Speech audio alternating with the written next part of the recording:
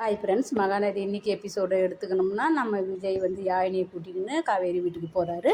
அங்கே போனதும் அம்மியும் கூட்டிக்கின்னு வரலாமேன்னு சொல்லிட்டு ஒரு கேள்வி எழுந்தது. அம்முக்கு உடம்பு சரியில்லைன்னு சொன்னது. அந்த இடத்துல காவேரி பதறா. இந்த பதறல் வந்து ஒரு உள் உணர்வு அம்மாவாக இன்னும் டீப்பாக கூட கொடுத்துருக்கலாம். ஆனால் அம்முக்கு உடம்பு சரியில்லை, என்ன ஆச்சு, கொஞ்சம் சரியாக பார்த்துக்குங்க, நல்லா பார்த்துக்குங்கன்னு சொல்லிட்டு அப்படியே முடிச்சிடுறா. இது இன்னும் கூட டீப்பாக கொண்டு வந்திருக்கலாம்.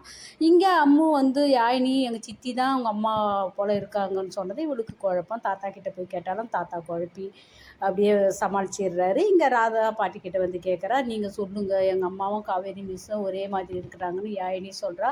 எப்படி இருக்க முடியும், சொல்லுங்கன்னு தான் இந்த அம்மாவும் வந்து உண்மையை சொல்லிடுது. குழந்தையாண்டா காவேரி மிஸ்ஸும் அவங்க அம்மாவும் ஒன்று தான், சூழ்நிலை காரணமாக பிரிஞ்சிட்டாங்க, சாகலைன்னு சொல்லிட்டு சொன்னதான் அம்மு கேட்குறா. எங்கள் அம்மானா என் கூட தானே இருக்கணும்னு சொல்லிட்டு, கலகம் பிறந்தாதான் வழி பிறக்கணும் சொல்லுவாங்க. கலகம் பிறந்துடுச்சு. இப்போ அம்மு வந்து ஏன் நம்ம அம்மா கூட இல்லைன்னு யோசிப்பாளா, இல்லை காவேரி மிஸ் கிட்ட போயிட்டு நீங்கள் தான் எங்கள் அம்மான்னு சொல்லுவாளா, இல்லை எல்லாத்தையும் மறந்து இருக்கிற காவேரின்ற ஒரு உண்மை வெளியே வருமானு சொல்லிட்டு நம்ம எபிசோடை தான் பார்த்து தெரிஞ்சுக்கணும்.